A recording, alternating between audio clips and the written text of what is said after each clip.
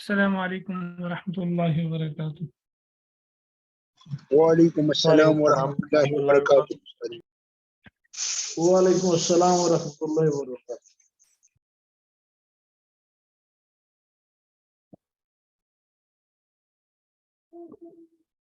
اللہ اکبر۔ اما القاصر، قضائے قاصر ناقص کس کو کہا جاتا ہے؟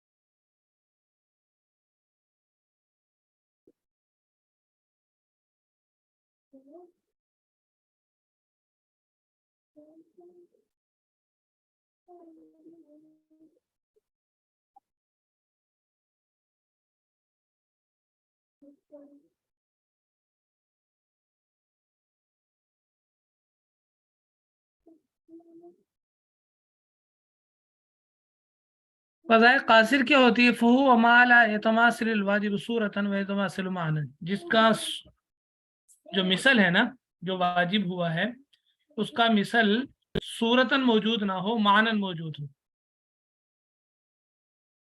معنن موجود ہو۔ اس کی مثال کمن غصب شاتن، جیسے کسی نے بکری چھینی، فہلکت، وہ بکری ہلاک ہوگی، مر گئی، زمین قیمتها، اب اس کی قیمت کا ضامن ہوگا۔ اب جو قیمت ہے نا، یہ بکری کا مثل ہے معنی کے اعتبار سے، صورت کے اعتبار سے مثل نہیں ہے۔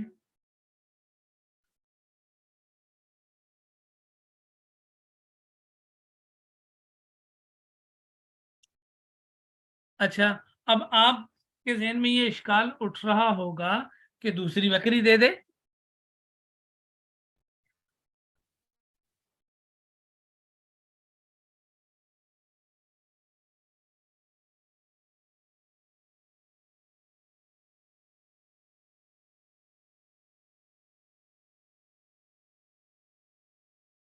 کہ بکری دوسری دے دے اس کے جگہ پہ۔ تو دیکھیں، جو جانور ہیں نا، جتنے بھی جانور ہیں، جتنے بھی حیوانات ہیں، یہ مثلی نہیں ہوتے، یہ غیر مثلی ہوتے ہیں، یعنی ان کا مثل موجود نہیں ہوتا۔ کیونکہ ایک بکری ہو، ایک گائے ہو، ایک مرغی ہو،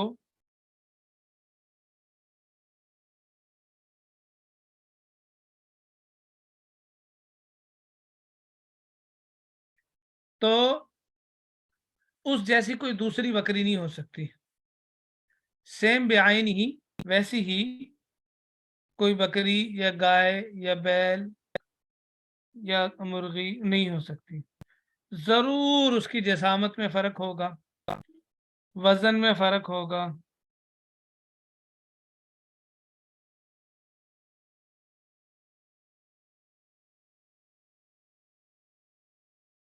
ٹھیک ہے، کچھ نہ کچھ تو فرق ہوگا، رنگ میں فرق ہوگا، اور جانوروں کے رنگ کے فرق سے بھی قیمت میں فرق پڑ جاتا ہے، اس لیے کہیں نہ کہیں فرق ہوگا۔ پھر اسی طرح عادات میں فرق ہوگا، دودھ میں فرق ہوگا۔ پھر دودھ بھی اگر ایک جیسا دیتی ہے، ضرور فرق ہوگا۔ ایک جیسے کا مطلب یہ ہے کہ ضرور، چاہے کتنی ہی مقدار کا فرق ہو، تو بعض آسانی سے دے دیتی ہیں، بعض مشکل سے دے دیتی ہیں۔ بہرحال کہنے کا مقصد یہ ہے کہ جتنے حیوانات ہیں، جتنے جانور ہیں، یہ مثلی نہیں ہوتے، یہ غیر مثلی ہوتے ہیں، ان کا مثل موجود نہیں ہوتا۔ لہٰذا اب چونکہ اس کا مثل موجود نہیں ہے، تو اب مثل معنوی دے گا۔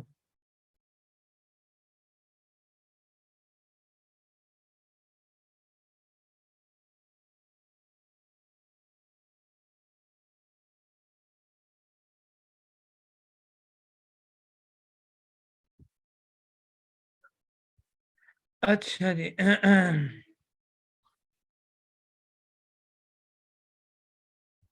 فعلی هذا کہہ رہے ہیں والاصل فی القضاء الکامل، قضا کے اندر جو اصل ہے نا وہ کامل ہے، ناقص اصل نہیں ہے۔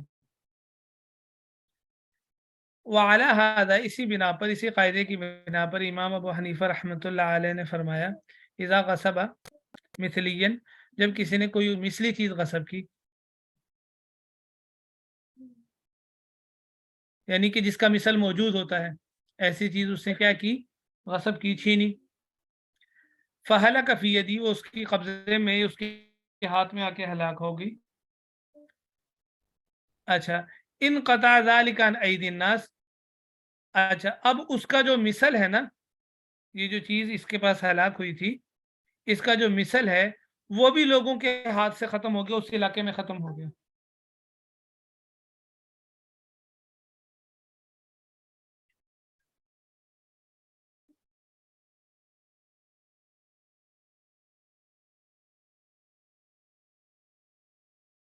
ٹھیک ہے،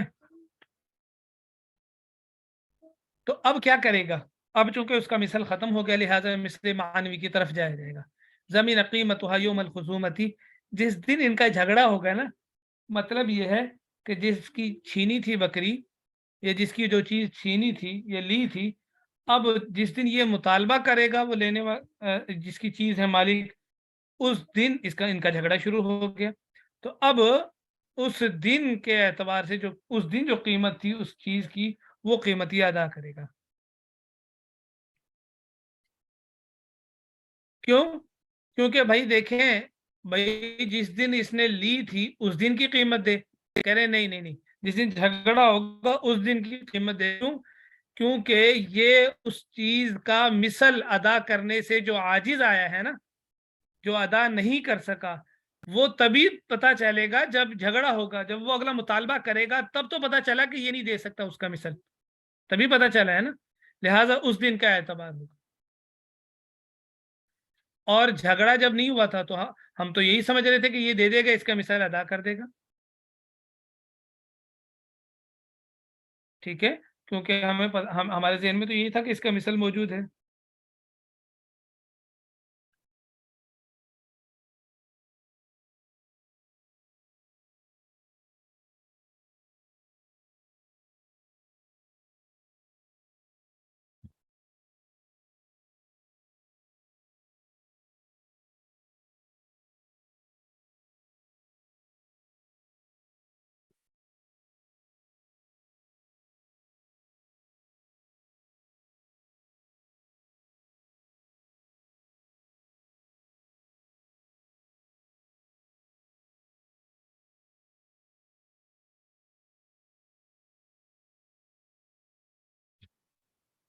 ٹھیک ہے جی، فَأَمَّا مَا لَا مِثْلَ لَهُ لَا صُورَةً وَلَا مَعْنًى لَا يُمْكِنُ إِيجَابُ الْقَضَاءِ فِيهِ بِالْمِثْلِ، بہرحال کہہ رہے ہیں کہ وہ چیزیں جن کا نہ مثل صوری موجود ہو نہ مثل معنوی موجود ہو، یعنی نہ ان کا ہم شکل ملتا ہو، ان جیسا کوئی چیز ملتی ہو، اور نہ ہی ان کی قیمت ادا کی جا سکتی ہو، تو یعنی مطلب یہ ہے لا يمكن ایجاب القضاء فیہ بالمثلی، وہاں قضا کو ادا کرنا، قضا کرنا یہ مثل کے ساتھ ممکن ہی نہ ہو، ممکن ہی نہیں ہوگا۔ ساری بات سمجھ میں؟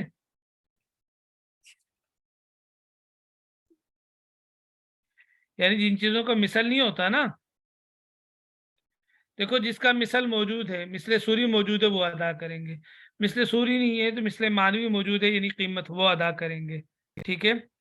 اور کہہ رہے ہیں کہ جن کا کوئی مثل ہی نہ ہونا، مثل سوری ہو نہ معنوی ہو، تو ان کو چونکہ ان کو قضا، مثل کے ساتھ ان کو قضا کرنا مشکل ہے نا، تو لہذا کوئی زمان واجب نہیں ہوگا، بلکہ کیا رہ جائے گا، آخرت میں گناہ رہ جائے گا، بس آخرت میں کیا رہ جائے گا۔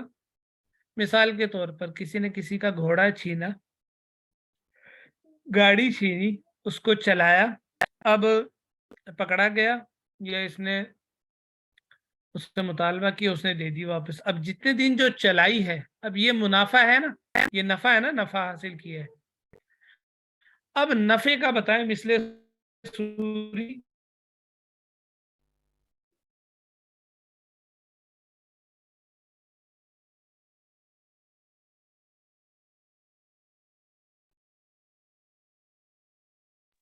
आवाज कट गई है।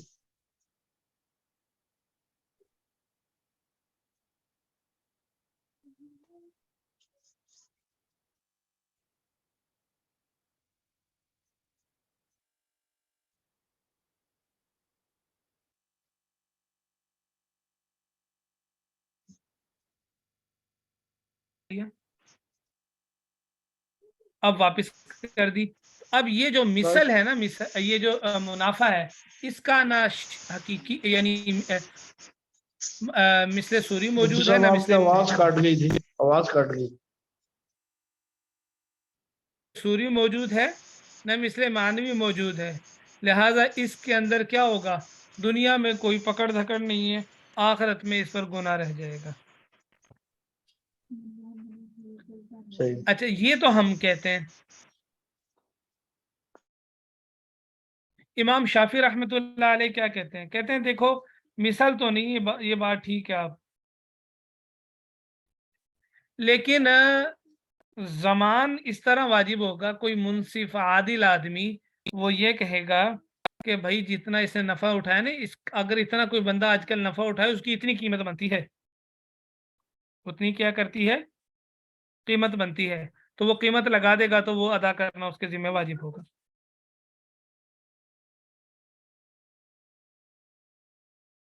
वलिहादल माना कुलना, इसी वजह से हमने कहा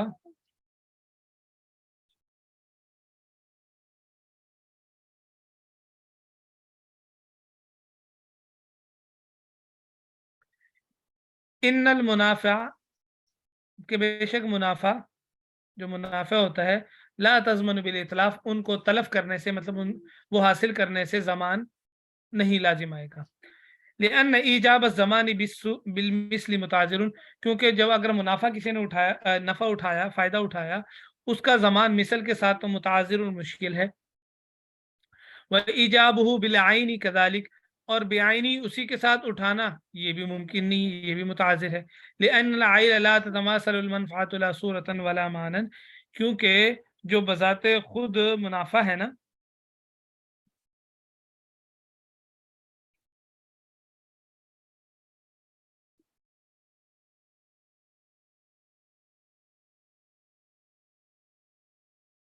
क्योंकि लिअन्न अल आइन ला ततमासलुल मनफ़अत, क्योंकि जो आइन यानी ज़ात है ना, वो नफ़ा की तरह नहीं होती। एक चीज है, एक उसका नफा है, जात नफे की तरह नहीं होती, ना सूरत के एतबार से, ना माना के एतबार से। अब ये कह दिया जाए कि भाई इसकी जात उसके हवाले कर दी जाए, ऐसा नहीं है। मिसाल दे रहे हैं, कमा इज़ा गसब आबदन, जैसे किसी ने गुलाम छीना, फस्तखदमहु शाहरन, उससे एक महीना खिदमत ली, औ दारन, या घर छीना, फसकन फिहा शाहरन, फिर उसमें एक महीना रहा वो, ठीक है। सुम्मरद माली, फिर उसने जो मकसूब छीनी हुई चीज थी, गुलाम या घर, वो मालिक के लौटा दिया। ला यजिब अली ज़मानुल मुनाफे, तो जो नफ़ा इसने फ़ायदा उठाया उसका ज़मान इस पर वाजिब नहीं होगा। खिलाफन लिशाफ़िई, इमाम शाफी रहमतुल्लाह अलैह इसके खिलाफ है। वो कहते हैं कि वो मैंने बता दिया आप लोगों को बात, कि आदिल आदमी कीमत लगाएगा नफ़े की। फ़बक़ियल इस्मु हुक्मन, तो लिहाजा गुनाह हुक्मन बाकी रह जाएगा उसके लिए। और वन तकाल जज़ाउहु इला दारिल आखिरती, और इसका जो बदला है वो आखिरत के घर की तरफ मुंतकिल हो जाएगा, आखिरत में इससे हिसाब लिया जाएगा, दुनिया में इस पर ज़मान नहीं लाजिम आएगा।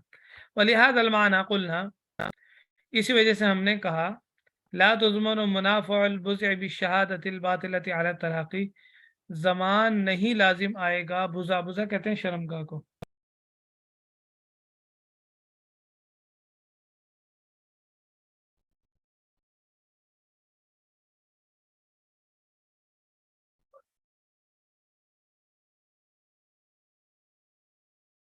अच्छा क्या टाइम हो गया?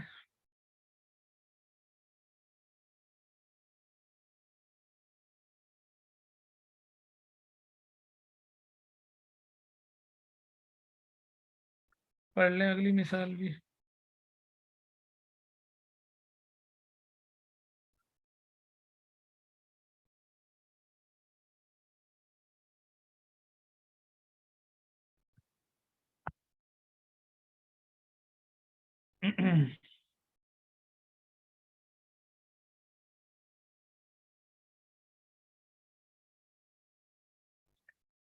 किसी औरत ने अदालत के अंदर जाकर ये केस दायर किया कि मेरे शोहर ने मुझे तलाक दी है।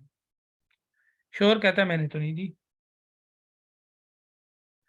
अब औरत ने 2 गवाह पेश कर दिए कि भाई इसने मुझे तलाक दी है, मेरे शोहर ने मुझे तलाक दी है। गवाह आए, उन्होंने गवाही दे दी। अदालत ने कहा ठीक है भाई, तलाक तो हुई है, तलाक का फैसला कर दिया। तलाक का फैसला कर दिया। अब ये जो 2 गवाह हैं, इन्होंने झूठी गवाही देकर खाविंद का जो बुज़ा यानी शर्मगाह का जो नफ़ा था वो ख़त्म कर दिया या नहीं ख़त्म कर दिया? बीवी से नफ़ा उठाने का जो नफ़ा था वो ख़त्म कर दिया या नहीं ख़त्म कर दिया झूठी गवाही के ज़रिए? बताएं।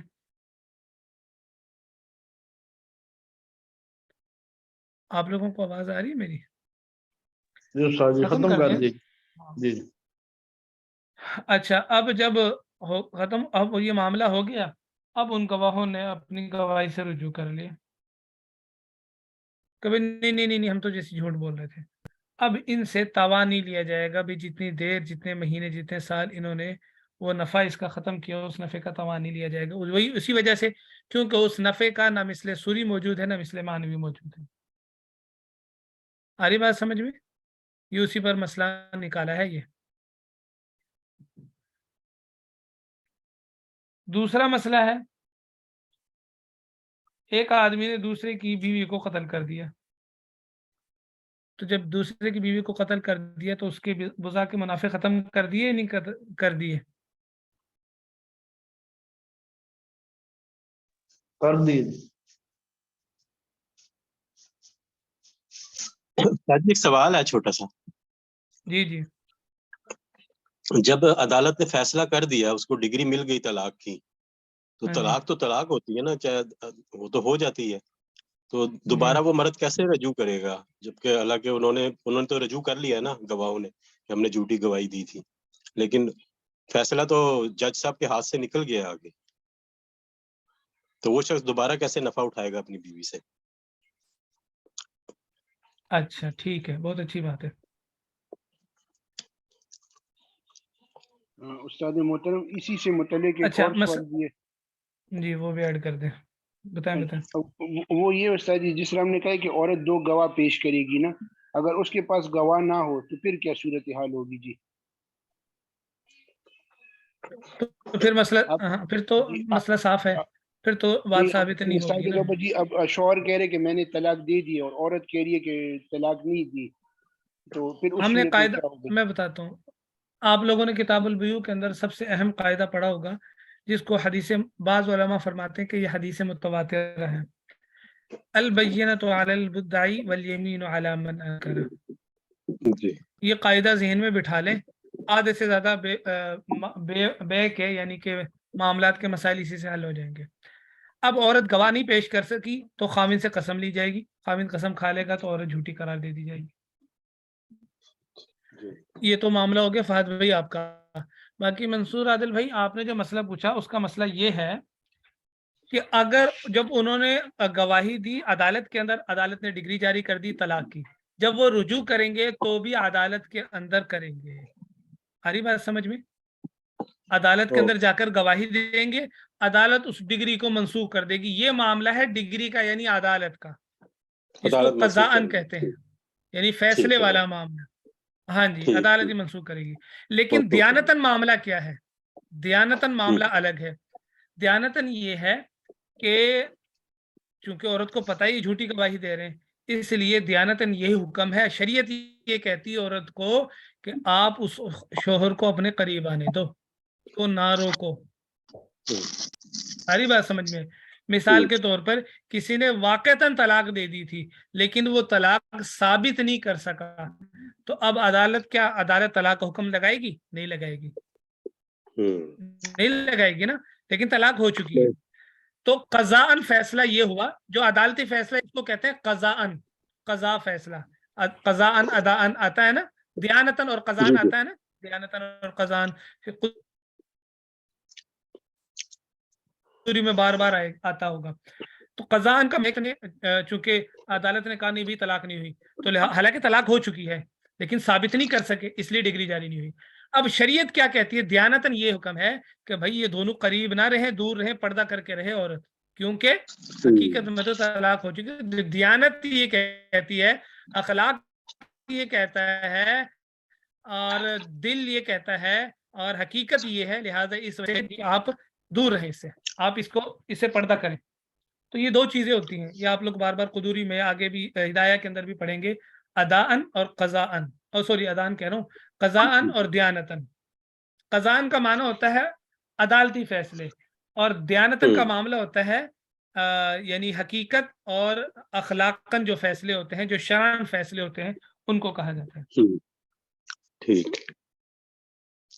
अच्छा जी, अब मसला ये है कि दूसरे की बीवी को कत्ल कर दिया। अब जब इसने कत्ल किया तो उसके मुनाफे को ख़त्म कर दिया ना, मुनाफे बुज़ा को। बुज़ा का मतलब तो आप लोगों को मैंने एक मरतबा बता दिया, ज़हन में रख लीजिएगा, शर्मगाह, औरत की शर्मगाह को कहते हैं। अच्छा, ख़त्म कर दिया इसने, चूंकि उसके नफ़े को दूसरे शख्स के। अब अगर इसने जितने आमद है तो किसास लाजिम आएगा, अगर खता है तो दियत लाजिम आएगी, ये तो पता ही है। अब किसास या दियत ये किसके बदले में आ रही है, कत्ल के बदले में आ रही है। ये सजा किसके बदले में है, कत्ल के बदले में। लेकिन जो इसने अपने शोहर का दूसरे मर्द का नफा खत्म किया, उसके बदले में क्या मिलेगा इसको, कुछ भी नहीं, उसका कोई तावान नहीं लिया जाएगा। क्यों नहीं लिया जाएगा भाई उसका कोई तावान, उसका तावान इसलिए नहीं लिया जाएगा कि वो सिर्फ मुनाफे हैं, और मुनाफे का ना मिसले सूरी होता है ना मिसले मानवी होता है, लिहाजा इस वजह से इससे कोई तावान नहीं लिया जाएगा। समझ आ गई बात? इसलिए मिसाल इसी पर मुतफर्रे कर लेते हैं हम। अच्छा, दूसरे की बीवी से जिमा कर लिया, वती कर ली, तो अब इसने दूसरे का नफा उठाया है या नहीं उठाया? वो किसी मतलब जैद ने अमर की बीवी से जिमा किया, तो जैद ने जो मुनाफा उठाया है वो अमर का था ना, ठीक है।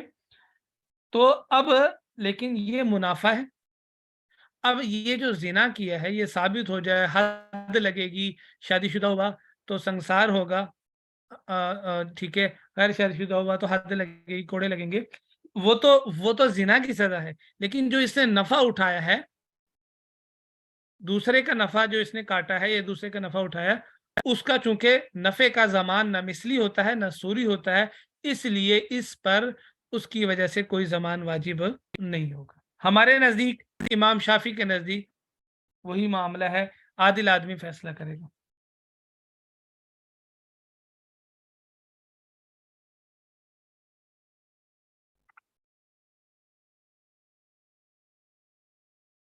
अच्छा जी, वला बिक़त्ल मनकूहतिल गैरी, और ना ही किसी गैर की बीवी को कत्ल करने से जमान आएगा, वला बिलवती, और ना ही वती के जरिए, हत्ता लो वती ज़ौजत इंसानिन, यहाँ तक कि अगर किसी इंसान की बीवी से वती कर ली, ला युज़मनु लिज़ौज शैअन, तो शोहर को जमान के तौर पर कोई चीज़ नहीं देगा, इल्ला इज़ा वरद शरअ बिल मिस्ली।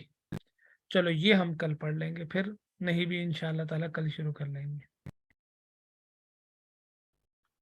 अच्छा जी, ये एक मिनट ज़रा, टोटल कितने सफ़े हैं? 111, 111 हो गए ना, 100, मेरे ख्याल से 70 बनते हैं कि 75 बनते हैं।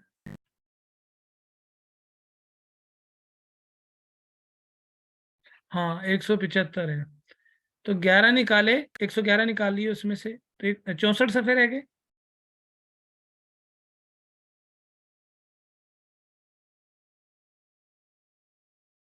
ठीक है,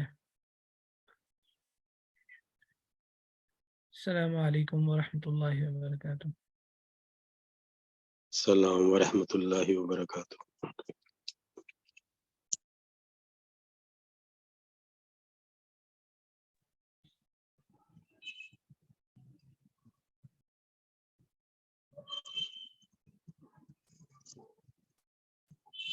السلام علیکم ورحمۃ اللہ وبرکاتہ.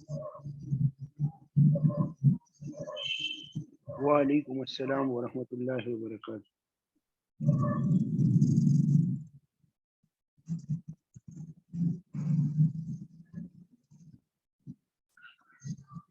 نحمده ونصلي على رسوله الكريم اما بعد. وعن جابر رضی اللہ تعالی عنہ قال جاء اعرابی الى النبي صلی اللہ علیہ وسلم فقال یا رسول اللہ صلی اللہ علیہ وسلم ما الموجبتان الى آخره.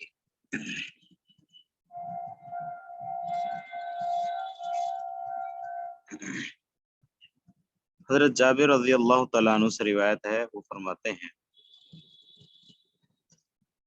آیا ایک دیہاتی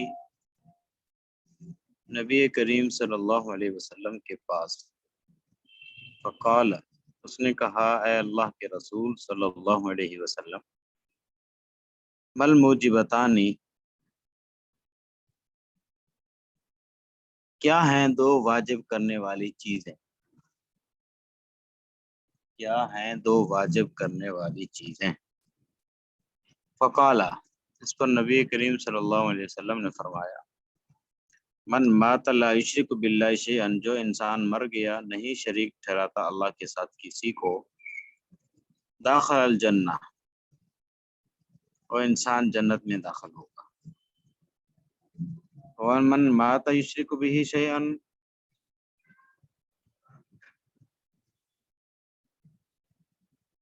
اور جو انسان مر گیا کہ وہ شرک کرتا ہے،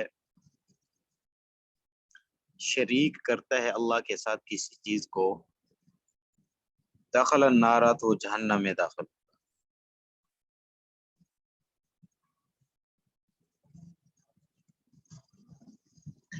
وعن انس رضی اللہ تعالی عنہ قال ان النبی صلی اللہ علیہ وسلم ومعاذ ردیفه على الرحل فقال یا معاذ، قال لبیک یا رسول اللہ وسعدیک، قال یا معاذ لبیک وسعدیک الى آخرہ. حضرت انس رضی اللہ تعالیٰ عنہ سے روایت ہے، بے شک نبی کریم صلی اللہ علیہ وسلم اور حضرت معاذ بن جبل رضی اللہ تعالیٰ عنہ ردیف، آپ صلی اللہ علیہ وسلم کے پیچھے سوار تھا، علی الرحل، سواری کے اوپر.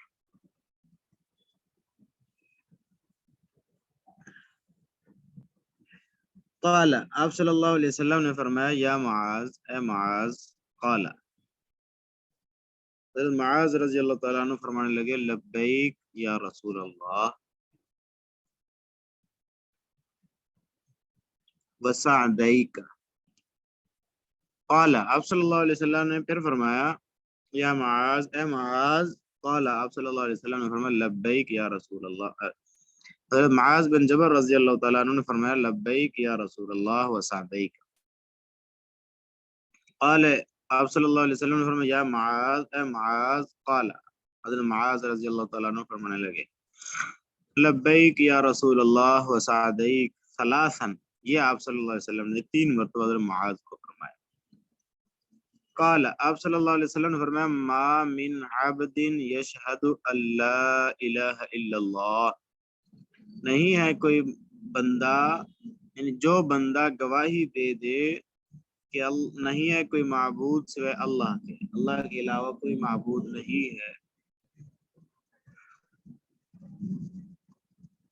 اور محمد صلی اللہ علیہ وسلم عبدہ و رسول، ان کے بندے اور رسول ہیں، صدقا من قلبہ، صدق کے دل سے اس نے کہا، الا حرمہ اللہ علی النار، مگر اللہ حرام کر دیں گے اس پر جہنم، اس کو حرام کر دیں گے اللہ جہنم پر. قال، حضرت معاذ بن جبل رضی اللہ تعالیٰ عنہ فرمانے لگے اللہ کے رسول صلی اللہ علیہ وسلم افلا اخبر بها الناس، کیا میں خبر نہ دے دوں اس کی لوگوں کو، فیستبشرون، بس وہ خوش ہو جائیں، قال آپ صلی اللہ علیہ وسلم نے فرمایا اذن یتکلون بھروسہ کر کے بیٹھ جائیں گے، یعنی بھروسہ کر کسی پر بیٹھ جائیں گے، عمل کوئی نہیں کریں گے۔ فاخبر بها معاذ، پھر حضرت معاذ رضی اللہ تعالیٰ عنہ نے خبر دی اس کی عند موته تأثما، آپ صلی اللہ علیہ وسلم جب دنیا سے پردہ فرما گئے اس وقت خبر دی حضرت معاذ بن جبل رضی اللہ تعالیٰ عنہ نے تأثما، گناہ سے بچتے ہوئے۔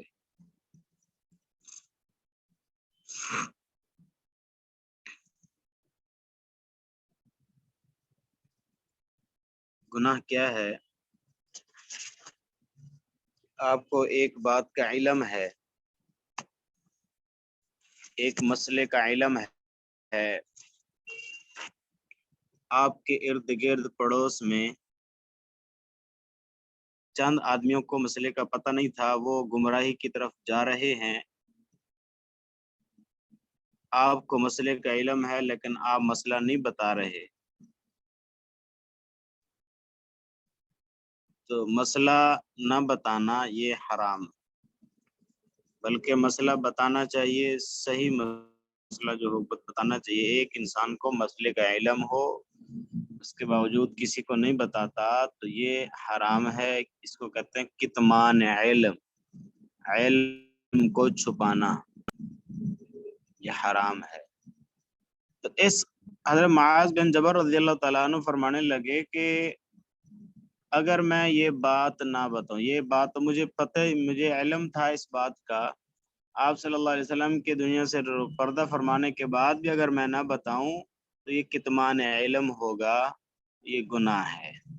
تو اس گناہ سے بچتے ہوئے پھر میں نے یہ بات بتا دی صحابہ کو اور آگے آنے والے لوگوں کو میں نے بتا دی، یہ مطلب ہے تعصمان کے گناہ سے بچتے ہوئے بتا دی۔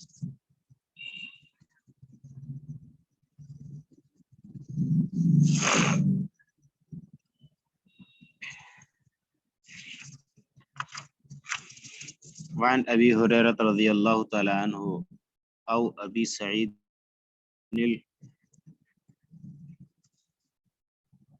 خدری جی رضی اللہ تعالی عنہ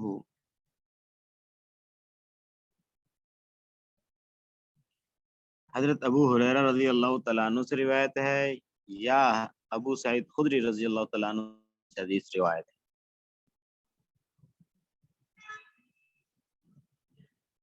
یہاں یہ پتہ نہیں ہے کہ کس صحابی نے نقل کی، یا تو حضرت ابو ہریرہ رضی اللہ تعالیٰ عنہ تھے حدیث کو نقل کرنے والے، یا حضرت ابو سعید خدری رضی اللہ تعالیٰ عنہ تھے، اس کا پتہ نہیں ہے۔ جب یہ علم نہیں ہے تو پھر حدیث کو نقل کیوں کیا؟ اس لیے نقل کیا کہ ان میں سے کسی ایک صحابی سے یہ حدیث منقول ہے، یہ تو سچی بات ہے، ان میں سے کوئی ایک صحابی ہے جو حدیث کو نقل کرنے والا ہے، تو اس میں صحابی کی تعیین میں شک ہے، صحابی کی تعیین میں شک ہونے کی وجہ سے اس حدیث پر ضعیف ہونے کا فتویٰ نہیں لگایا جا سکتا، یعنی یوں نہیں کہہ سکتے جب راوی کا پتہ نہیں ہے تو پھر یہ حدیث ضعیف ہے، یہ فتویٰ نہیں لگایا جا سکتا۔ کیوں؟ اس لیے کہ صحابہ سارے کے سارے عادل ہیں،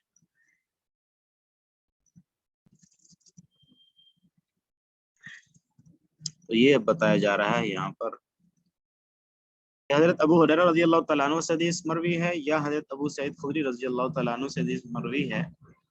شک ہے راوی کو، ولا یضر شک، اور نہیں نقصان دیتا شک، فی عین الصحابی، صحابی کے بارے میں، کیوں؟ اس لیے لأنہم کلہم عدول، اس لیے کہ سارے کے سارے صحابہ عادل۔ قال، راوی کہتے ہیں لما کانا غزوت تبوک اصحاب الناس مجاعت.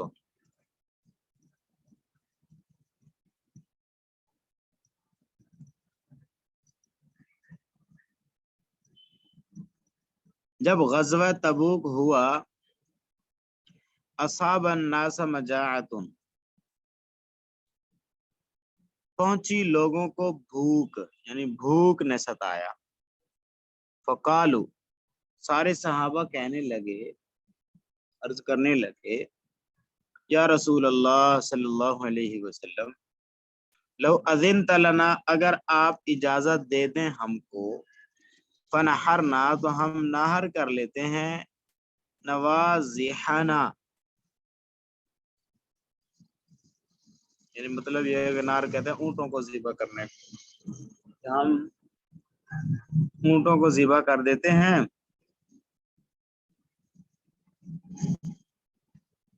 دونوں کے ایک میں فنحرنا نوازحنا، اونٹوں کو ذبح کر کے، فاکلنا، ہم کھا لیتے ہیں، ودہنا، اور اس کی چربی بنا لیتے ہیں، جو اس کے اندر جو چربی وغیرہ ہوتی ہے اس کا تیل نکلتا ہے، چربی وغیرہ سے تیل نکالا جاتا ہے، تو ہم وہ تیل نکال لیتے ہیں. فقال رسول اللہ صلی اللہ علیہ وسلم، نبی کریم صلی اللہ علیہ وسلم نے فرمایا، افعلوا، ٹھیک ہے ایسے کر لو. فجاء عمر رضی اللہ تعالی عنہ،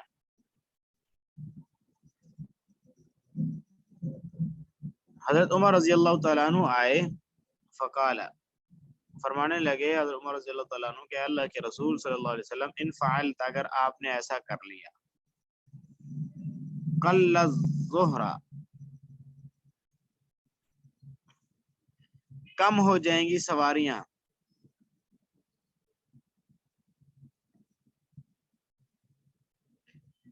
ولیکن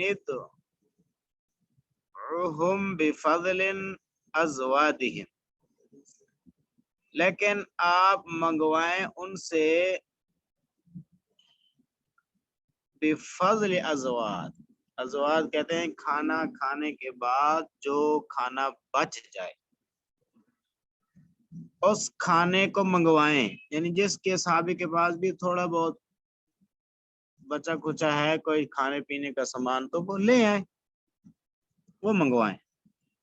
ثم ادعوا اللہ لہم علیہا بالبرکۃ، پھر آپ دعا کریں اللہ سے ان کے لیے اس بچے ہوئے کھانے پر، بالبرکت، برکت کی دعا کریں. لعل اللہ، شاید کہ اللہ تعالی ان یجعل فی ذلک البرکۃ، کہ بنا دے اللہ اس کے اندر برکت، یعنی اللہ برکت ڈال دے. فقال رسول اللہ صلی اللہ علیہ وسلم، فرمایا نبی کریم صلی اللہ علیہ وسلم نے، نعم، ہاں یہ بات بھی ٹھیک کر رہے عمر، ہم ایسے ہی کر لیتے ہیں. فدعا بنطع، فبسطہ، منگوایا نبی کریم صلی اللہ علیہ وسلم نے دسترخوان،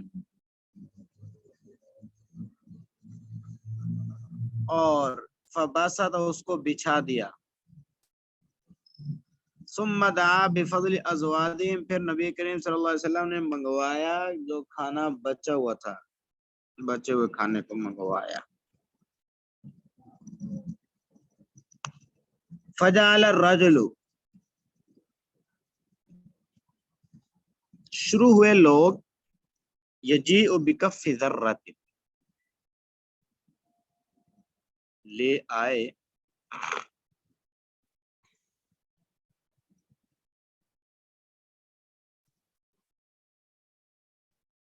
ایک مٹھی چنا، کسی کے پاس چنے تھے تو وہ لے آئے. وجیء و یجیء الآخر، اور لے آیا دوسرا آدمی، بکف تمرۃ، کھجور، ایک مٹھی کھجور کی لے آیا، جس کے پاس جتنا تھا وہ لے آیا. ویجیء الآخر بکسرۃ، اور لے آیا ایک تیسرا آدمی ٹکڑے، روٹی کے ٹکڑے، وہ لے آیا. اور حتی اجتمع علی النطع، یہاں تک کہ جمع ہو گیا دسترخوان کے اوپر، من ذلک شیء، یہ چیزیں، یسیر، تھوڑی سی چیزیں، مطلب یہ ہے تھوڑی چیزیں یہ جمع ہو گئی. फदआ रसूलुल्लाह सल्लल्लाहु अलैहि वसल्लम बिल बरकत, नबी करीम सल्लल्लाहु अलैहि वसल्लम ने दुआ की, अल्लाह तबारक व तआला से बरकत की। मकाल, फिर फरमाया खुदू फी औयतिकुम, ले लो अपने बर्तनों में, यानी अपने बर्तन भर लो, यहाँ से जितना जो लेना चाहे लेके चला जाए, भर लो अपने बर्तन। फअखज़ू फी औयतिहिम, लिया उन्होंने अपने बर्तनों के अंदर, यानी बर्तन भरने लगे। हत्ता मा तरकू फिल अस्करी विआअन, नहीं यहाँ तक कि नहीं छोड़ा उन्होंने कोई बर्तन।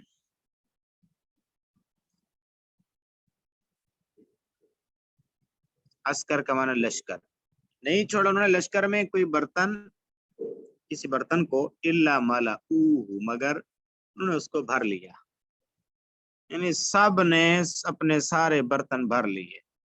वो अकलू, और खाने लगे, हत्ता शाबिउ, यहाँ तक कि खूब सैर हो गए। वो फज़ला फज़लतन, खाना फिर भी बच गया। फ़क़ाल रसूलुल्लाह सल्लल्लाहु अलैहि वसल्लम, फरमाया नबी करीम सल्लल्लाहु अलैहि वसल्लम ने, अशहदु अल्ला इलाहा इल्लल्लाह, मैं गवाही देता हूँ कि अल्लाह के अलावा कोई माबूद नहीं, व अन्नी रसूलुल्लाह, और मैं अल्लाह का रसूल हूँ। ला यल्क़ल्लाह, नहीं मिलेगा कोई अल्लाह से कोई बंदा गैर शाकिन, जो शक करने वाला ना हो। यानी मतलब यह है कि नहीं मिलेगा अल्लाह से इन दोनों के साथ बंदा जो गैर शाकिन, शक नहीं होगा, शक शुबा नहीं होगा। फयुहजबा अनिल जन्नती, इसका वैसे लफ्जी माना तो यह है कि नहीं रोका जाएगा उसको जन्नत से। जिस इंसान ने, नबी ये हदीस बाब पढ़ रहे थे ना, बाबुर रजा उम्मीद के बारे में, तो आखिर में हुई ये बात बता दी हदीस बयान करके कि जो इंसान इन दो चीज़ों को लेके आएगा अल्लाह रब्बुल इज़्ज़त के पास, यानी क़यामत के दिन, इन दो चीज़ों को दुनिया के अंदर रहकर इसके तकाज़ों पर अमल करता रहा, इन्हीं दो चीज़ों के साथ क़यामत के दिन आया अल्लाह की बारगाह में, तो ये इंसान जन्नत में जाएगा, इसको कोई चीज़ रोकने वाली नहीं होगी जन्नत में जाने से।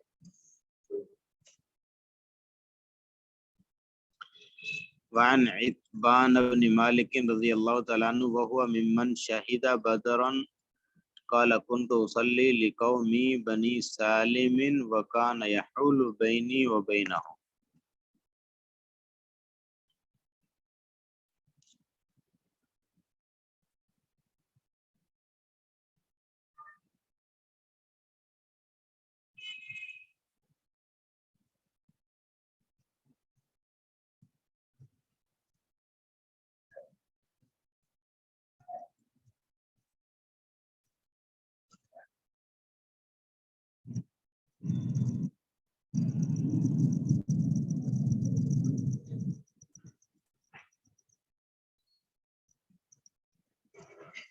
हजरत इत्बान बिन मालिक रज़ी अल्लाह तआला अन्हु से रिवायत है, और ये वहुवा मिम्मन शहीद बदर,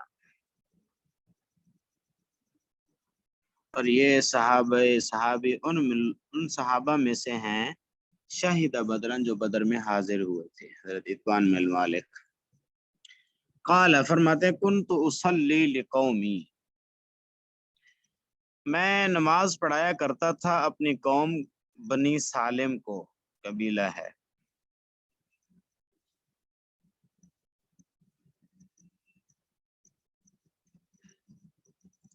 वकान यहूलु बैनी व बैनहुम, और हाइल था मेरे दरमियान और उनके दरमियान। क्या हाइल था? यानी एक बहुत बड़ा नाला, वादिन, एक वादी यानी नाला हाइल था। इज़ा जाअतिल अम्तार, जब आती है बारिश,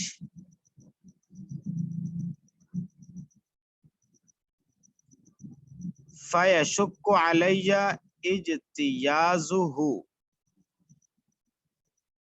दुश्वार हो जाता है मुझ पर, इज्तियाज मतलब उस नाले को पार करके आना, उस नाले से गुजर कर आना میرے اوپر گراں گزرتا ہے.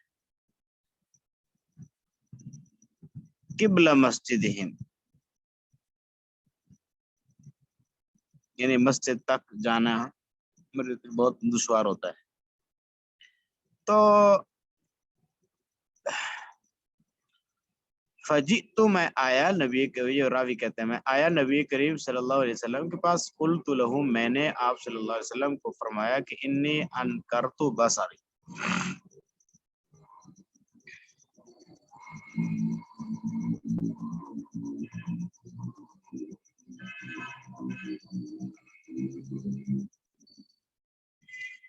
بے شک انکرتو میں پسند نہیں کرتا اپنی نظر کو.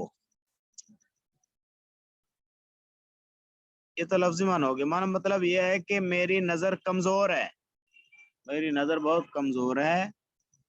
اور ان الوادی الذی، اور بے شک وادی وہ جو میرے اور میری قوم کے درمیان ہے، یسیلو وہ بہتی رہتی ہے وادی. اذا جاءت الامطار جب آتی ہے بارش تو پانی بھی آتا ہے.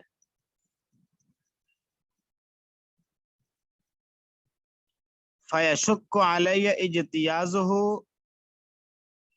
تو گراں گزرتا ہے میرے اوپر اس کو اس نالے سے گزر کر آنا.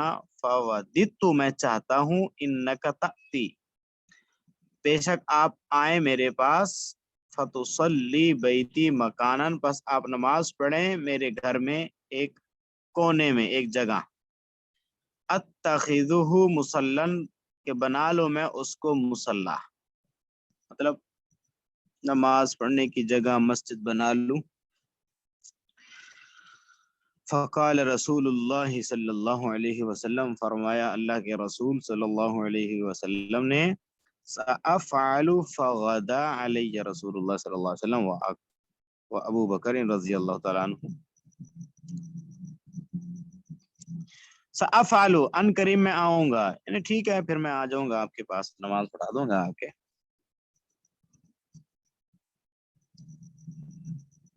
تو فغدا صبح سویرے نبی کریم صلی اللہ علیہ وسلم آ گئے، اور ابھی کہتے ہیں میرے پاس نبی کریم صلی اللہ علیہ وسلم اور حضرت ابو بکر صدیق رضی اللہ تعالیٰ عنہ بھی آ گئے. بعدما اشتد النہار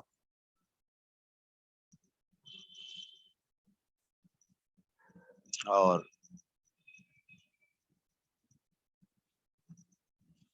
سورج کے بلند ہونے کے بعد. واستاذن رسول اللہ صلی اللہ علیہ وسلم اور اجازت مانگی اندر آنے کی نبی کریم صلی اللہ علیہ وسلم نے. فاذنت له میں نے آپ کو اجازت دے دی، آپ آ گئے. فلم یجلس حتی قال پھر نبی کریم صلی اللہ علیہ وسلم نہیں بیٹھے یہاں تک کہ آپ نے فرمایا این تحب ان اصلی من بیتک کون سی جگہ تو پسند کرتا ہے کہ میں نماز پڑھوں آپ کے گھر میں. فاشرت له الى المکان الذی تو میں نے اشارہ کیا اپنے ہاتھ سے نبی کریم صلی اللہ علیہ وسلم کو اس جگہ کی طرف احب جو میں پسند کرتا ہوں ان یصلی فی کہ اس جگہ نماز پڑھی جائے. فکبر نبی کریم صلی اللہ علیہ وسلم نے تکبیر کہی.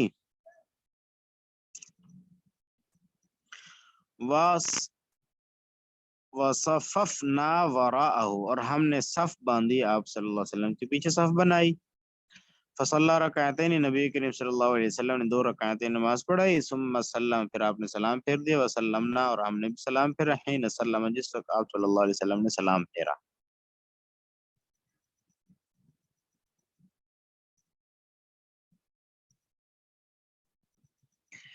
اور فحبستہ علی الخزیرۃ میں نے آپ صلی اللہ علیہ وسلم کو روک لیا، یعنی گھر کے اندر ان کو روک لیا آپ صلی اللہ علیہ وسلم کو خزیرہ پر.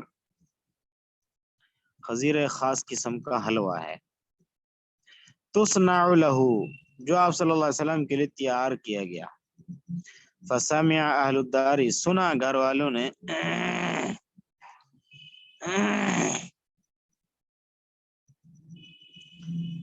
یعنی مطلب گھر والوں سے مراد پڑوسی ہیں، پڑوسیوں نے جب سنا کہ نبی کریم صلی اللہ علیہ وسلم فی بیتی میرے گھر میں ہے، تو فصاب الرجال منہ،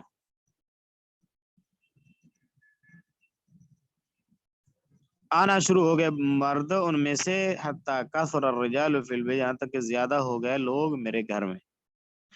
فقال رجل، ایک آدمی نے کہا، ما فعل مالک لا اراہ،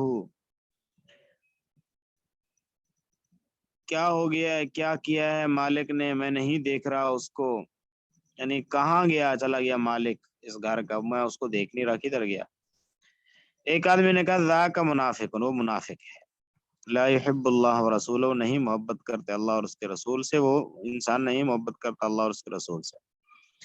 نبی کریم صلی اللہ علیہ وسلم نے فرمایا، لا تقل ذالک، آپ ایسا نہ کہیں، الا تراہ، کیا نہیں دیکھتے آپ ان کے بارے میں، قالا، اس کہتا ہے، لا الہ الا اللہ یبتغی بذالک وجہ اللہ، یعنی وہ کلمہ پڑھتا ہے اللہ کی رضا کو چاہتا ہے۔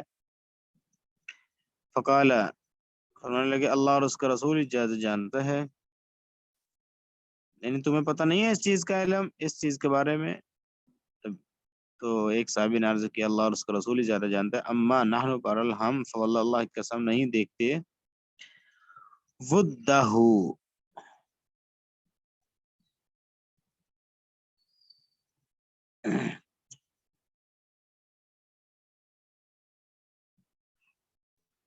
یعنی محبت نہیں دیکھتے، ولا حدیث، نہ اس کی باتیں، الا المنافق، الا الی المنافقین، مگر منافقوں کی طرح۔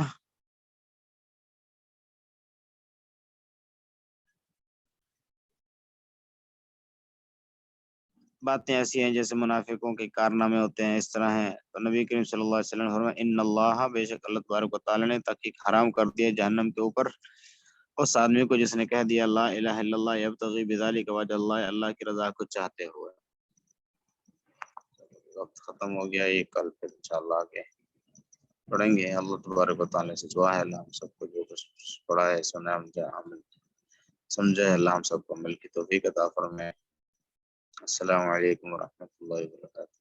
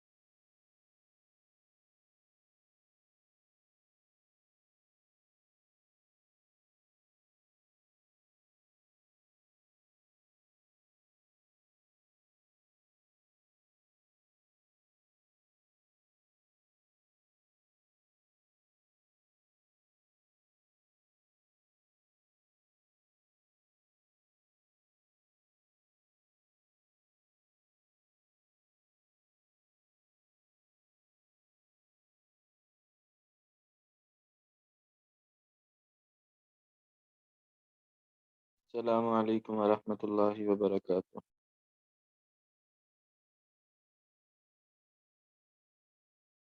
وعلیکم السلام ورحمۃ اللہ وبرکاتہ۔ وعلیکم السلام ورحمۃ اللہ وبرکاتہ۔ کیا حال ہے جی؟ ٹھیک ٹھاک ہیں؟ خیریت سے ہیں؟ جی الحمدللہ، اللہ کا احسان ہے۔ آپ کیسے ہیں حضرت؟ خیریت سے ہیں؟ جی الحمدللہ، اللہ کا کرم۔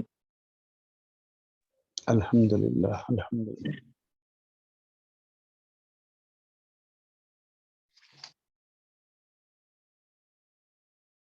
اچھا، ہماری سبق جو ہے وہ چل رہا تھا کتاب الاقرار میں۔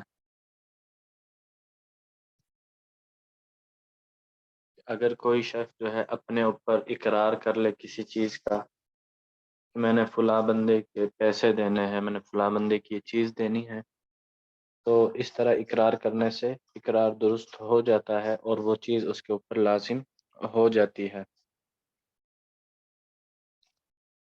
تو اس کے کچھ مسائل گزر گئے تھے.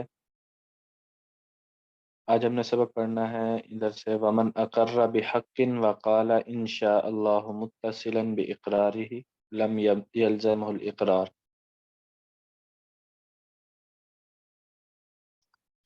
کہ اگر کسی شخص نے کسی حق کا اقرار کیا کہ میں نے فلاں بندے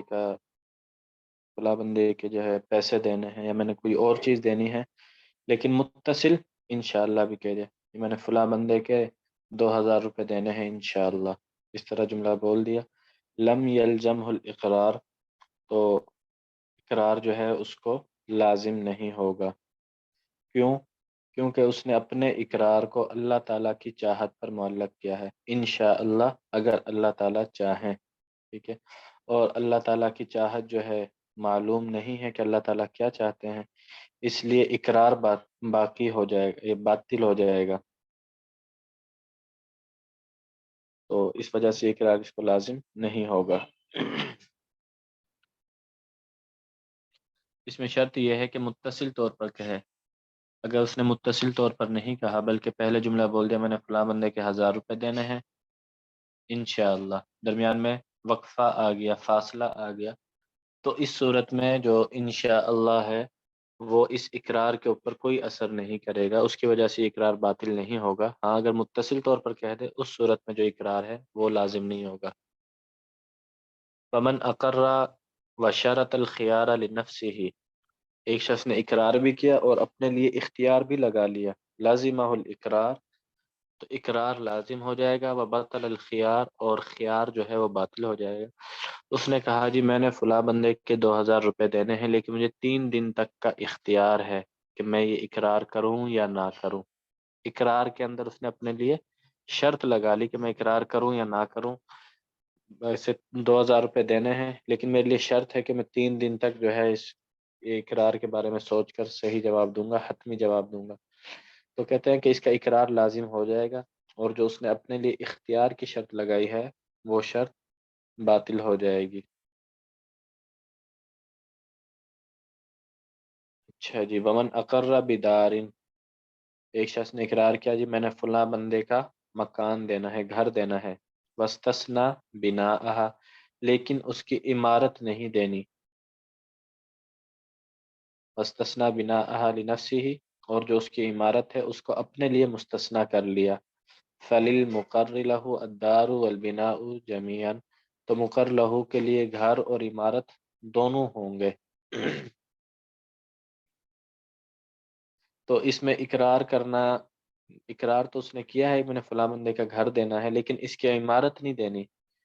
تو یہاں پر سوال یہ پیدا ہوتا ہے جو اس نے دار کا لفظ بولا ہے، دار تو کہتے ہی اسے ہیں جس میں عمارت تعمیر شدہ ہو. دار صرف زمین کو نہیں کہتے، خالی زمین کو دار نہیں کہا جاتا، دار کہا ہی اس جگہ کو جاتا ہے جہاں پر مکان تعمیر ہو چکا ہو. تو گو اس نے پہلے اقرار کیا جی میں نے گھر دینا ہے، ٹھیک ہے، گویا کہ تعمیر سمیت یہ زمین میں نے فلاں بندے کو دینی ہے، بعد میں تعمیر کا انکار کر رہا ہے، تو گویا کہ پہلے اقرار کر کے اب اس سے رجوع کرنا چاہتا ہے. تو اقرار میں رجوع کرنا یہ ممکن نہیں، ایک دفعہ اقرار کر لیا تو وہ چیز لازم ہو جاتی ہے. تو اس لیے یہاں پر یہ اقرار سے رجوع سمجھا جائے گا اور اس کا یہ قول جو ہے یہ معتبر نہیں ہوگا. وَإِنْ قَالَ بِنَاءُ هَذِهِ الدَّارِ لِي وَالْعَرْصَةُ لِفُلَانٍ فَهُوَ كَمَا قَالَ، ہاں اگر وہ اس طرح جملہ بولے کہ اس گھر کی جو عمارت ہے وہ میری ہے اور جو نیچے زمین ہے زمین فلاں بندے کی ہے. وَالْعَرْصَةُ لِفُلَانٍ، عرصہ کہتے ہیں یہ جو خالی جگہ ہو، صحن وغیرہ ہو، اس گھر کی جو تعمیر ہے وہ میری ہے اور اس میں جو خالی جگہ ہے، صحن وغیرہ ہے، وہ فلاں بندے کا ہے. تو اس صورت میں ایسا ہی ہوگا، مکان اس کا سمجھا جائے گا، آگے جو صحن ہے وہ دوسرے بندے کا جس کے لیے اقرار کیا ہے. ومن اقر بتمر فی قوسرۃ، پھر کوئی شخص اقرار کرے کھجور کا ایک ٹوکری کے اندر، تو اس کو کھجور اور ٹوکری دونوں لازم ہو جائیں گی. اچھا، اس میں قاعدہ یہ ہے کہ اگر کسی چیز کو ظرف بنایا جائے تو ہم دیکھیں گے کہ ظرف ایسی چیز ہے جو منتقل ہو سکتی ہے. اگر جس چیز کو ظرف بنایا، جیسے یہاں پر ٹوکری کو ظرف بنایا گیا ہے، تو ٹوکری ایک جگہ سے دوسری جگہ پر منتقل ہو سکتی ہے، تو اگر ایسی چیز کو ظرف بنایا جو منتقل ہو سکتی ہے، انتقال کو قبول کرتی ہے، تو اس صورت میں ظرف اور مظروف دونوں چیزیں لازم ہوں گی۔ تو یہاں پر ہم نے دیکھا کہ جو ہے ٹوکری اس نے ظرف بنائی ہے اور کھجور کو مظروف بنایا ہے کہ کھجور ٹوکری کے اندر کھجور میں نے دینی ہے فلاں بندے کو، تو یہاں پر جو ٹوکری ہے وہ بھی اس کو لازم ہو جائے گی۔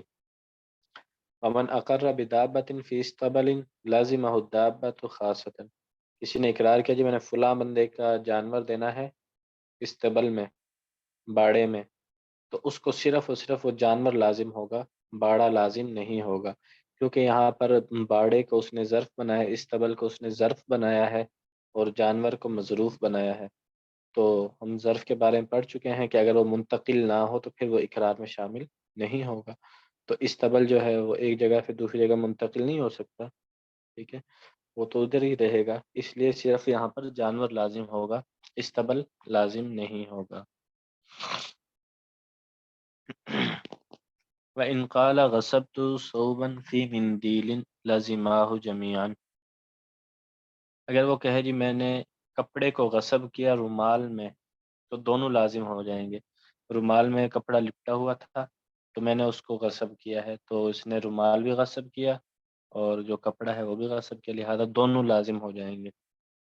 وَإِنْ قَالَ، اگر یوں کہے لہو علیہ ثوب، میں نے فلاں بندے کا کپڑا دینا ہے فی ثوب، کپڑے کے اندر، لازماہ جميعا، تو دونوں کپڑے لازم ہو جائیں گے، کیونکہ ایک کپڑے کو دوسرے کپڑے کے اندر رکھ دیا جاتا ہے، ظرف بن سکتا ہے، ظرف بننے کی صلاحیت ہے، تو لہذا دونوں کپڑے اس کو لازم ہو جائیں گے۔ وَإِنْ قَالَ لَهُ عَلَيَّ ثَوْبٌ فِي 10 أَثْوَابٍ، اگر یوں کہیں کہ میں نے فلاں بندے کا ایک کپڑا دینا ہے 10 کپڑوں میں، تو لم يلزمه عند ابی یوسف رحمہ اللہ تعالی الا ثوب واحد، تو امام ابو یوسف رحمۃ اللہ علیہ کے نزدیک ایک کپڑا لازم ہوگا۔ وقال محمد رحمۃ اللہ علیہ، کہ امام محمد رحمۃ اللہ علیہ فرماتے ہیں یلزمہ 11 ثوبا، کہ اس کو 11 کپڑے لازم ہو جائیں گے۔ امام ابو یوسف رحمۃ اللہ علیہ فرماتے ہیں کہ عام طور پر ایک کپڑے کو 10 کپڑوں میں چھپا کر نہیں رکھا جاتا، 10 کپڑوں کے اندر ایک کپڑے کو نہیں رکھا جاتا، 10 کپڑوں کو ایک کپڑے کے لیے ظرف نہیں بنایا جاتا۔ تو یہاں پر جو اس نے 10 کا ذکر کیا ہے یہ ویسے ہی ذکر کر دیا ہے، لہذا اس کو صرف ایک کپڑا لازم ہوگا، جو اس نے کہا نا لہو علیہ ثوبن، یہ والا کپڑا اس کو لازم ہو جائے گا، جو آگے اس نے فی 10 اسواب کہا ہے وہ لازم نہیں ہوگا۔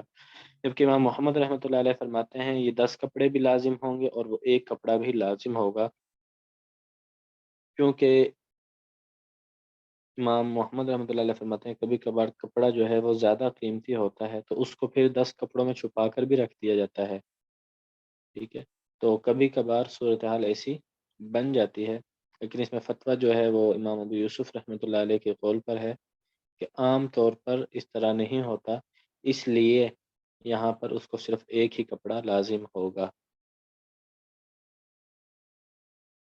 ومن اقر بغصب ثوب، اقرار کیا جی میں نے فلاں بندے سے کپڑا چھینا ہے، اسے میں نے کپڑا غصب کیا ہے، وجاء بثوب معیب، بعد میں جب آیا تو ایک عیب والا کپڑا اٹھا کر لے آیا اور کہا جی یہ کپڑا میں نے اس سے غصب کیا تھا، فالقول قوله فیہ، تو اسی کا قول معتبر ہوگا جس نے اقرار کیا ہے مع یمینہ، اس کی قسم کے ساتھ۔ اس نے جب کہا نا میں نے اس کا کپڑا غصب کیا ہے، تب اس نے وضاحت نہیں کی تھی کہ کپڑا عیب دار غصب کیا ہے یا صحیح سلامت غصب کیا ہے، تو اگر وہ عیب دار کپڑا لے کر آئے، اگلا بندہ کہے تو نے تو ٹھیک ٹھاک کپڑا غصب کیا تھا، اس کے اندر تو کسی قسم کا کوئی عیب بھی موجود نہیں تھا، تو وہ چونکہ دعویٰ کر رہا ہے کہ کپڑا صحیح سلامت تھا ہر قسم کے عیب سے، تو اسے کہا جائے گا آپ دعویٰ کر رہے ہیں، اس دعویٰ کو گواہوں کے ذریعے ثابت کرو، اس کے اوپر دلیل پیش کرو۔ اگر وہ دلیل پیش کر دے، گواہ پیش کر دے، تو پھر اس سے کہا جائے گا جی صحیح سلامت کپڑا ہی اس کو دیں، لیکن اگر وہ گواہ پیش نہ کر سکے تو جس نے اقرار کیا تھا کہ میں نے اس کا کپڑا دینا ہے تو اس سے قسم لی جائے گی، کیونکہ وہ انکار کر رہا ہے، اس بندے نے صحیح سلامت کپڑے کا دعویٰ کیا کہ کپڑا صحیح سلامت ہے، اس نے انکار کیا کہ کپڑا صحیح سالم نہیں ہے بلکہ عیب والا کپڑا ہے، تو یہ انکار کرنے والا ہے، اور قاعدہ کلیہ یہ ہے کہ جو انکار کرے ایک بندہ دعویٰ کرتا ہے، دوسرا اس کے دعوے کا انکار کرتا ہے، تو جو انکار کرے اس پر قسم آتی ہے اور دعویٰ کرنے والے کے اوپر گواہ پیش کرنا لازم ہوتے ہیں۔ یہاں چونکہ وہ گواہ پیش نہیں کر سکا تو اس لیے دوسرے بندے سے قسم لی جائے گی، اگر وہ قسم اٹھا لے تو اس کا قول معتبر ہوگا، اگر وہ قسم کھانے سے انکار کر دے تو پھر دوسرے بندے کا قول معتبر ہوگا، پھر اس کو صحیح سالم کپڑا دینا پڑے گا۔ اگر یہ قسم اٹھا لے کہ میں نے یہی کپڑا غصب کیا ہے، عیب دار کپڑا ہی غصب کیا ہے، تو پھر یہی کپڑا دے دیا جائے گا۔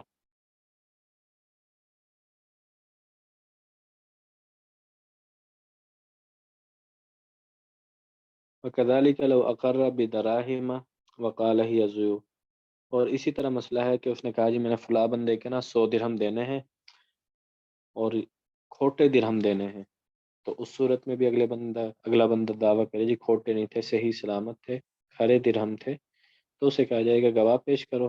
اگر وہ گواہ پیش کر دے تو کھرے درہم لازم ہو جائیں گے، نہ پیش کرے تو جس نے اقرار کیا ہے 100 درہم کا، اس سے قسم لی جائے گی اور اس کھوٹے درہم اس کو دے دیے جائیں گے۔ اچھا جی، وَإِنْ قَالَ لَهُ عَلَيَّ خَمْسَةٌ فِي خَمْسَةٍ، اگر کہے کہ جی میں نے فلاں بندے کے 5 دینے ہیں 5 میں، یرید بہ الضرب والحساب، اور ضرب اور حساب کی نیت ہو تو اس کو 5 ہی لازم ہوں گے، اس کو 5 ہی لازم ہوں گے۔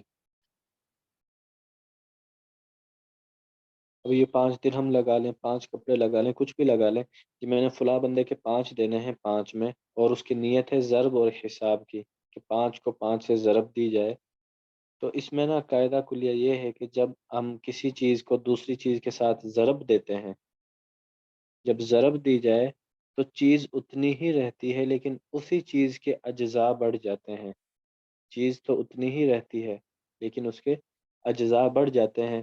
مثال کے طور پر ایک سیب ہے، اس کو ہم ضرب دیں 2 سے، اس کا مطلب یہ ہے کہ سیب تو ایک ہے لیکن اس کے ٹکڑے 2 کر دیے گئے۔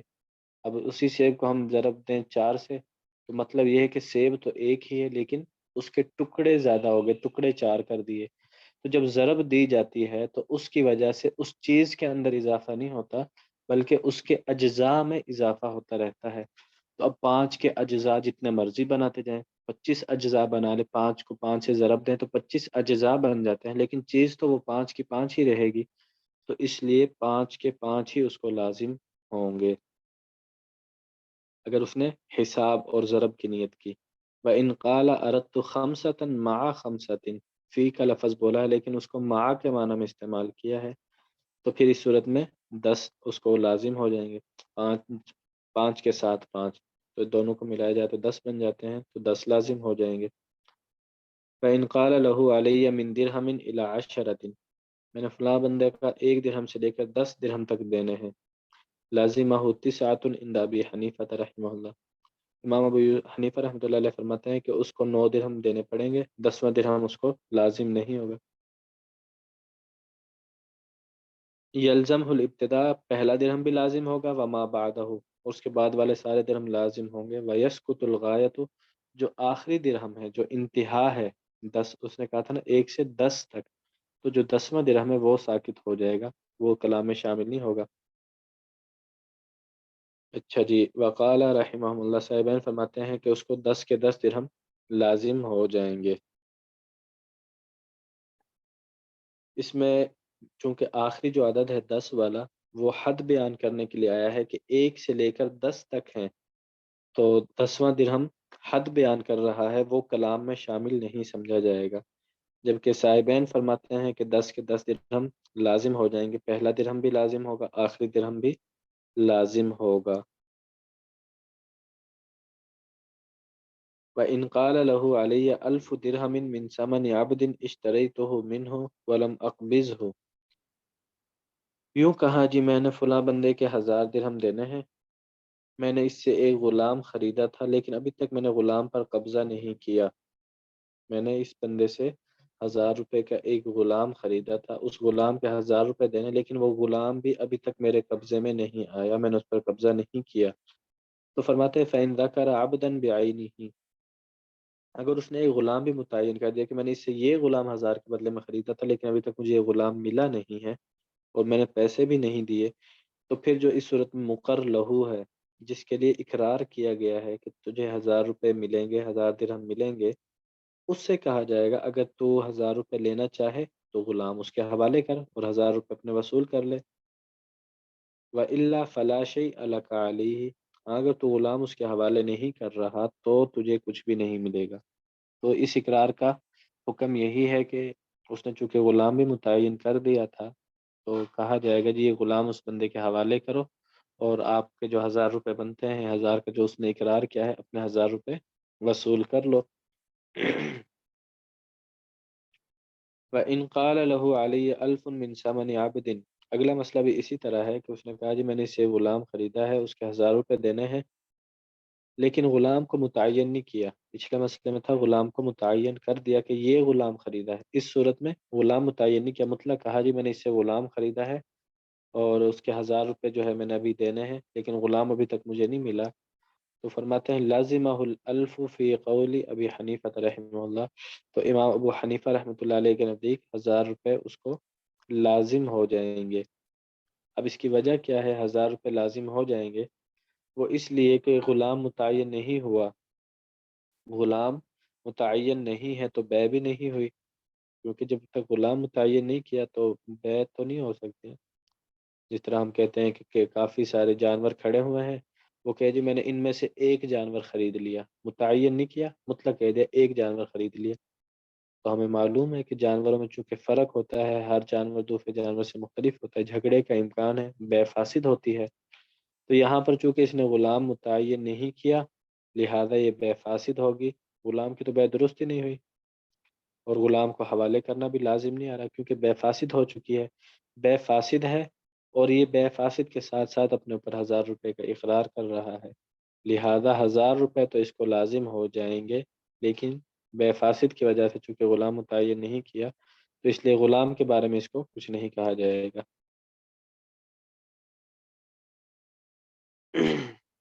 وَلَوْ قَالَ عَلَيَّ أَلْفُ دِرْهَمٍ، اگر یوں کہا کہ میں نے 1000 درہم دینے ہیں شراب کی قیمت یا خنزیر کی قیمت کے، ٹھیک ہے، تو لازمہ الالف 1000 روپے اس کو لازم ہو جائیں گے، ولم یقبل تفسیرہ، تو اس کی جو تفسیر ہے وہ قبول نہیں کی جائے گی، یعنی وہ وضاحت کر رہے ہیں 1000 روپے کس چیز کے ہیں، شراب کے ہیں، خنزیر کے ہیں، تو یہ بات اس کی نہیں مانی جائے گی، بس 1000 روپے اس کے اوپر لازم کر دیے جائیں گے،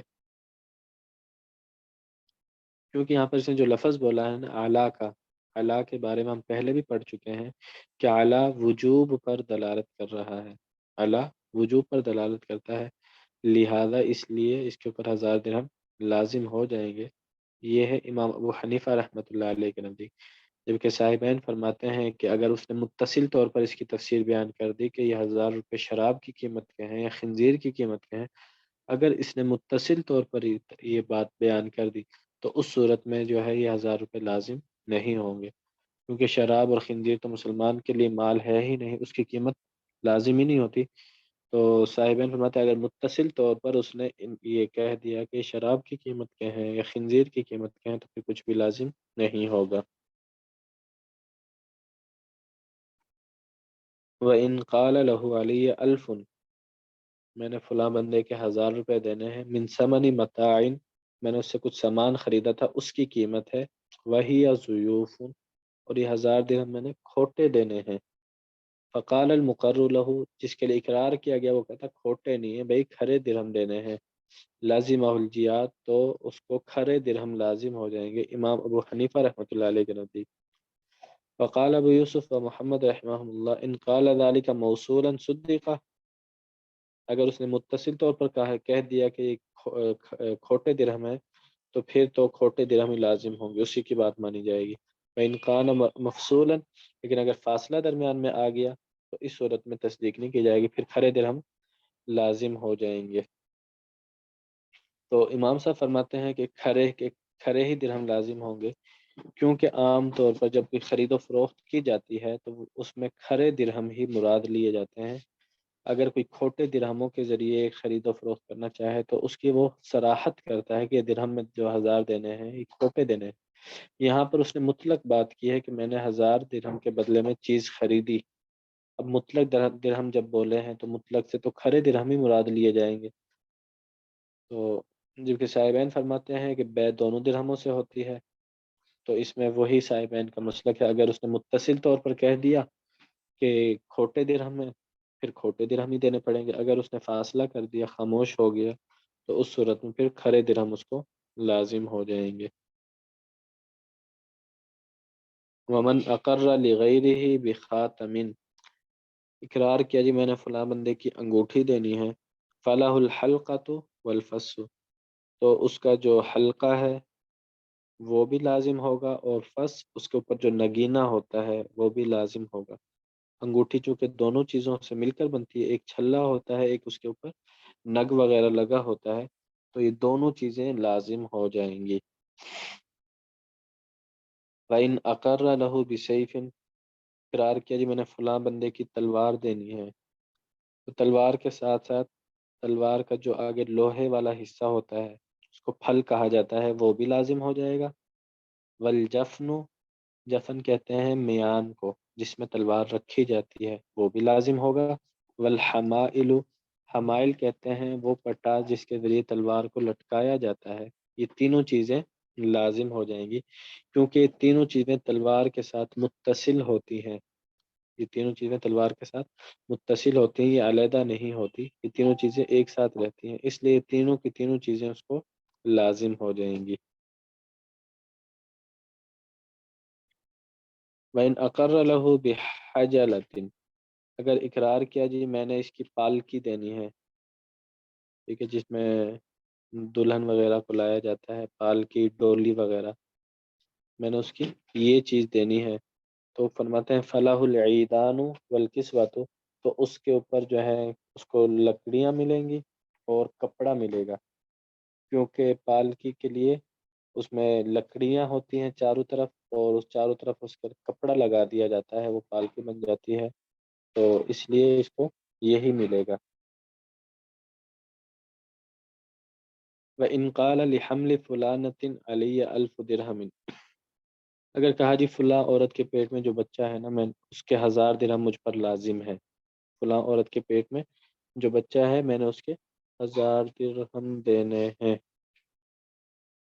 اگر وہ کہ اوصى له فلان، کہ فلاں بندے نے مجھے 1000 درہم کی وصیت کی تھی، او مات ابوہ، یا اس عورت کے پیٹ میں جو بچہ ہے اس کا باپ مر چکا ہے، اس کی وراثت میں سے اس کو 1000 درہم ملے تھے جو کہ میرے پاس ہیں، فوارثہ فالاقرار صحیح، تو اقرار درست ہو جائے گا، کیونکہ کوئی وصیت کر کے جاتا ہے، وصیت کرنا بھی درست ہے. بچہ اگرچہ موجود نہیں ہے، ٹھیک ہے، پیٹ میں ہے، تو اس کے لیے اقرار، وصیت کسی نے کہہ دی جی اس عورت کے پیٹ میں جو بچہ ہے جب یہ پیدا ہو جائے تو اس کو 1000 درہم دے دینا، یا بچہ پیدا ہوا تو جو ہے اس کے پیٹ میں بچہ تھا، اس کے باپ سے وراثت میں اس کو جو ہے یہ مال ملا ہے، 1000 درہم میرے پاس ہیں، تو اس طرح درست ہیں.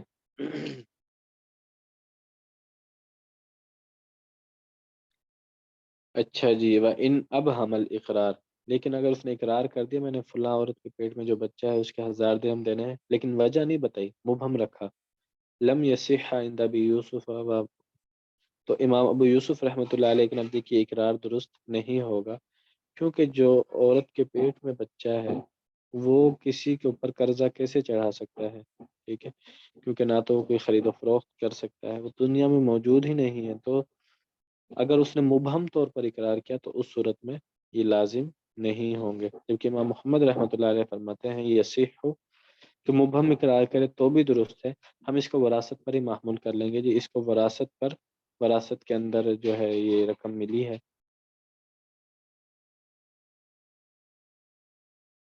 وَإِنْ أَقَرَّ بِحَمْلِ جَارِيَةٍ أَوْ حَمْلِ شَاةٍ لِرَجُلٍ صَحَّ الْإِقْرَارُ وَلَزِمَهُ، اگر اقرار کیا جی اس بکری کے پیٹ میں جو بچہ ہے یا اس باندی کے پیٹ میں جو بچہ ہے یہ فلاں آدمی کو دینا ہے، یہ باندی میری ہے، بکری میری ہے، لیکن اس کے پیٹ میں جو بچہ ہے یہ بچہ فلاں آدمی کا ہے، تو ٹھیک ہے اس کا اقرار، اور وہ اس کو لازم بھی ہو جائے گا، وہ بچہ جو اس کے پیٹ سے پیدا ہوگا وہ فلاں کو ہی دینا پڑے گا.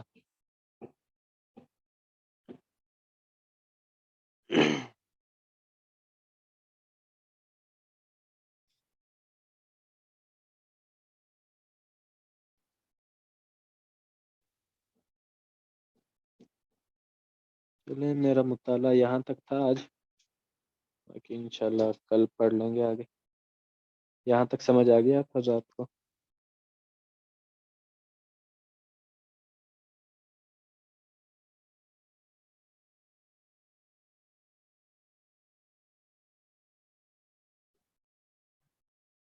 جی استاد محترم. چلیں ٹھیک ہو گیا.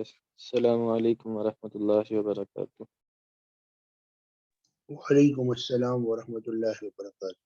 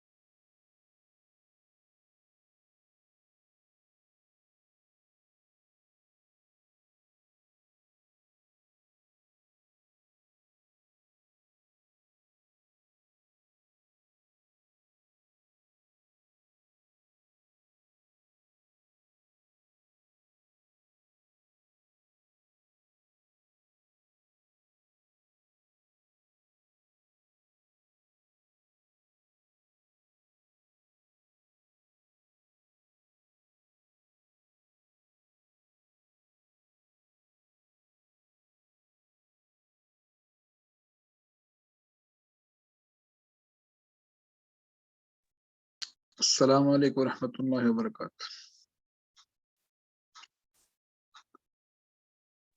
وعلیکم السلام ورحمۃ اللہ وبرکاتہ. کیا حضرات کیسے ہیں علماء کرام؟ ماشاءاللہ.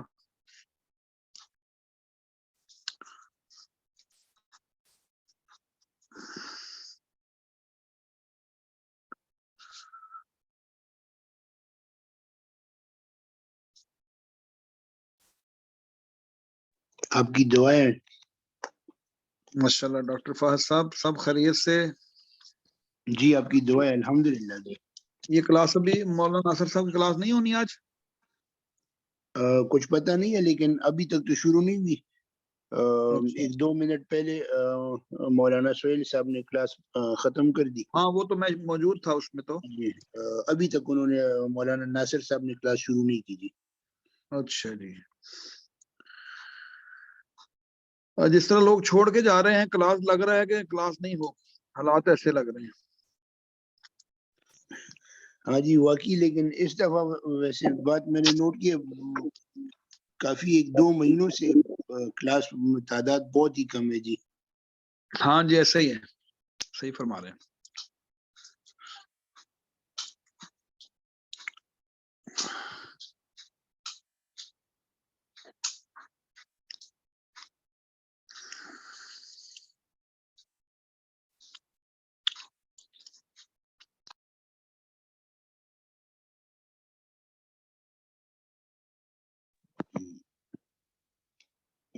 انوش بھائی. جی فہد بھائی. مولانا ناصر صاحب سے کانٹیکٹ آپ کر سکتے ہیں. جی جی میں مفتی صاحب سے جو ہے استاد جی سے میں بتاتا ہوں آپ کو. ٹھیک ہے جی. کیونکہ وہ جی جی انشاءاللہ میں بتاتا ہوں. ٹھیک ہے جی. اوکے جی. اوکے.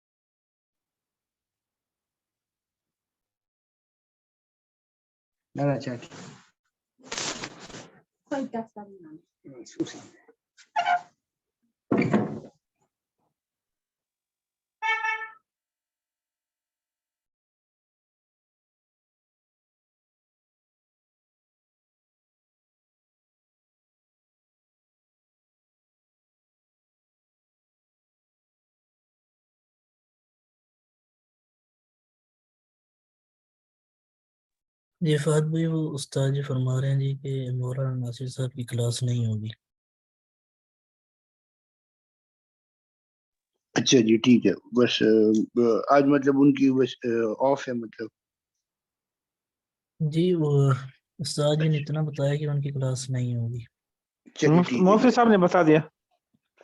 جی جی جی بس ٹھیک ہے. پھر وہ ان سے کہہ دیا آپ اگر وہ ہوسٹ ہو تو آف کر دیں اس کو. ٹھیک ہے. ٹھیک ہے جی. السلام علیکم ورحمۃ اللہ وبرکاتہ. وعلیکم السلام ورحمۃ اللہ وبرکاتہ.